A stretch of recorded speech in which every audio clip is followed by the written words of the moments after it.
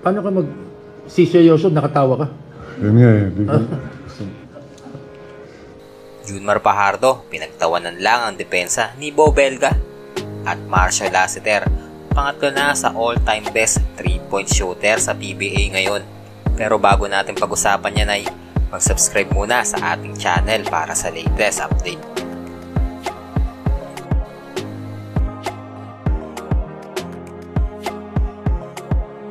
Ayan na, San Miguel Beermen, pinataob na naman ng rain or shine Elastopater sa Game 2 ng kanilang semifinals match, 106-89 final score. Dito ay dinumina pa rin ng 7-time MVP ang laro matapos magtala ito ng 22 points at 10 rebounds dito sa Mall of Asia Arena. Sa kanilang laro ay parang nakikipag-ice tubig lang itong si Junmar na makitang pinagtatawanan lang ang depensa ni Bo Belga na tila ba sa isip nito ay wala na bang iba pa na pwedeng bumantay sa akin. Nangyari kasi ito during third period ng laro at dito umiscore si Junmar ng 18 points sa quarter na ito. Ayon pa kay Junmar ay hindi siya aware na tinatawanan niya lang pala ang depensa ni Belga at hindi niya intensyon na gawin yun. Masyado lamang daw siyang nag-enjoy sa laro na yun. Ayon pa kay Junmar ay sinunod lang niya ang turo sa kanya. Coach Gallant na dapat enjoy lang palagi kapag naglalaro sa loob ng court. Sinabi naman ito na next time ay magseseryoso na siya next game. Hindi ko napansin na ngiti pala ako. So lang i-enjoy yung siyempre, nasa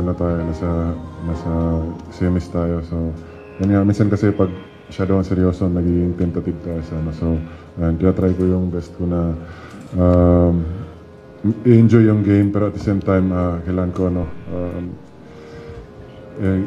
ang tawag doon, magseryoso. So, lagi nga ako pinapagalitan ni Coach kasi lagi daw nakangiti daw, hindi daw nagsiseryoso. So, pero nagsiseryoso naman ako. Paano ka mag-seryoso, nakatawa ka? Yun nga eh.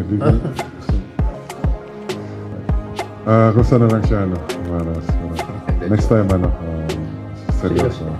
Para naman sa teammates niyang si Marcio Lassiter ay isa rin sa inaabangan itong milestone ni Marcio matapos malagpasan niya si LA Tenorio at umapak sa ikatlong pwesto sa pinaka-best 3-point shooter sa history ng PBA. Dito ay gumawa si Lassiter ng 13 points at 3 out of 6 sa beyond the arc.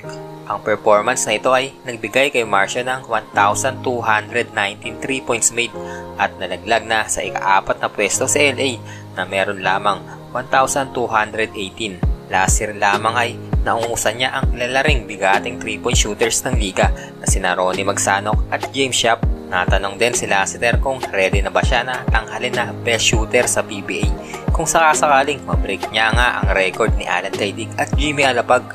Sinabi nito na ayaw niya muna isipin at focus muna siya sa susunod na laro. At malaki daw ang respeto niya sa mga legends na yon at masasabi niyang greatest of all time talaga pagdating sa pagiging shooter. I feel like the two GOATs, one has the record, and the second is, I feel like, arguably the GOAT of shooting. He's just unbelievable what he's done.